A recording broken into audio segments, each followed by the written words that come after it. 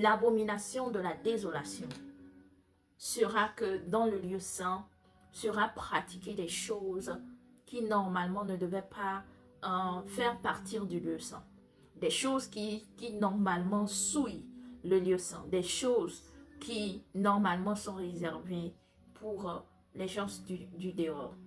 Alors, l'abomination de la désolation est entrée dans l'Église.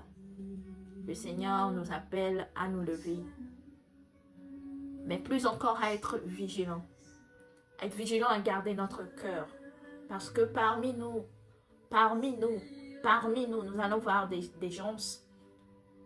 Nous allons voir des gens qui sont supposés être nos frères et nos sœurs nous trahir. Nous allons voir des gens qui sont supposés être les membres de l'Église, se trahir les uns les autres. Les membres de l'Église se marcher les uns sur les autres. Les membres de l'Église se dévorer les uns les autres. Le manque de l'amour dans l'Église est devenu plausible. Il y a la compétition.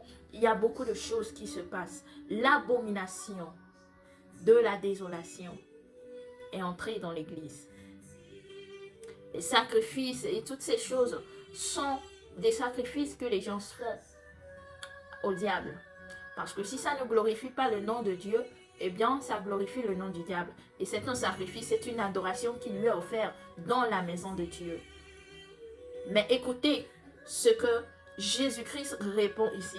Vous pouvez lire tout le chapitre 24 pour mieux comprendre de quoi il s'agit ici. Alors quoi, Jésus-Christ dit quoi?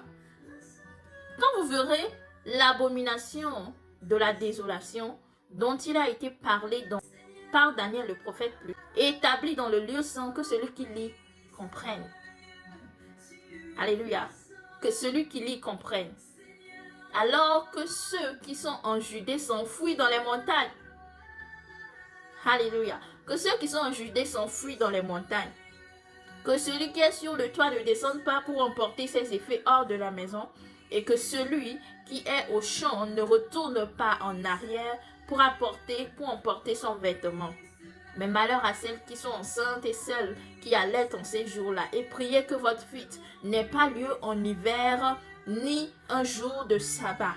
Car alors, il y aura une grande tribulation, telle qu'il n'y en a point eu depuis le commencement du monde jusqu'à maintenant. Et qu'il n'y en aura jamais.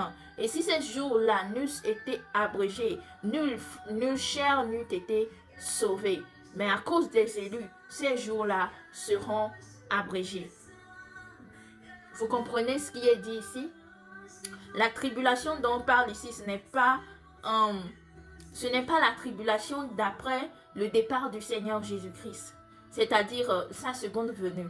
Ce n'est pas la tribulation de 7 ans dont on nous parle dans le livre de l'Apocalypse qui va s'abattre sur ceux qui ont manqué l'enlèvement. Cette tribulation est une tribulation qui se passe d'abord avant même la seconde venue de Jésus-Christ, c'est-à-dire l'enlèvement. Et comment je le sais? C'est parce que c'est Jésus qui le dit ici dans Matthieu 24. Il le précise que cette tribulation sera une grande tribulation, telle qu'il n'y en ait pas eu. Toutes les recommandations qui sont données dans les versets précédents sont données par la suite du fait que l'abomination de la désolation sera trouvée dans le lieu saint. Les enfants de Dieu vont se dévorer, vont se déchirer. Il y aura beaucoup de choses et je vais vous expliquer pourquoi est-ce que cette grande tribulation va venir. Cette grande tribulation va venir parce que l'Église qui est supposée être le lieu qui amène sur la terre le trône de Dieu. L'église qui est supposée représenter le divin, l'église est souillée. Et quand l'église se souille, alors cela n'empêche plus Dieu d'amener les calamités. Cela n'empêche plus Dieu que les choses bizarres qui ne devaient même pas se passer, maintenant commencent par se passer.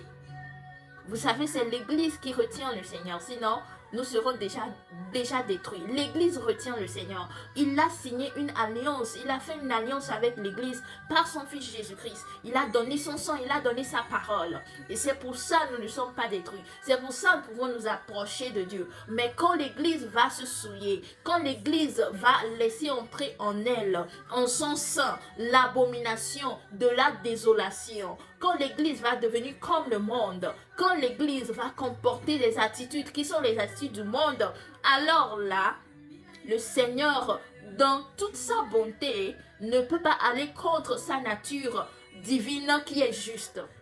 Il est obligé d'appliquer également sa justice. Et sa justice demande à ce que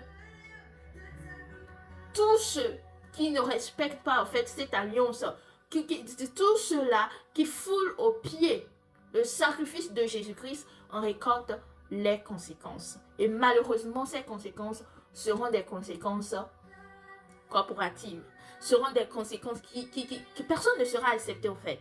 Parce qu'ici, on parle ici du soleil qui va se noircir, on parle ici des choses générales qui vont se passer. Nous serons tous exposés. Nous serons tous exposés. Bien-aimés dans le Seigneur. La parole de Dieu nous dit que si ces jours n'étaient pas abrégés, même les élus ne seront pas sauvés. Et c'est en ces jours de tribulation intense. Écoutez-moi bien. C'est en ces jours de tribulation intense. C'est en ces jours de tribulation intense. Quand il n'y aura plus la paix, même dans l'église. C'est en ces jours-là que des gens se lèveront pour dire, voilà le Christ, il est venu. Parce que les gens chercheront la paix, ils chercheront une réponse. Et on dit, il se lèvera des faux Christ et des faux prophètes. Alors si quelqu'un vous dit, voici le Christ est ici, où il est là, ne le croyez pas. Ne le croyez pas, parce que ce n'est pas le Christ. Car il s'élèvera de faux Christ et de faux prophètes, et ils monteront de grands signes. Retenez ceci, les faux Christ et les faux prophètes montreront pour convaincre les gens, l'Église, de grands signes. Oh mon Dieu, Seigneur, fais-nous grâce.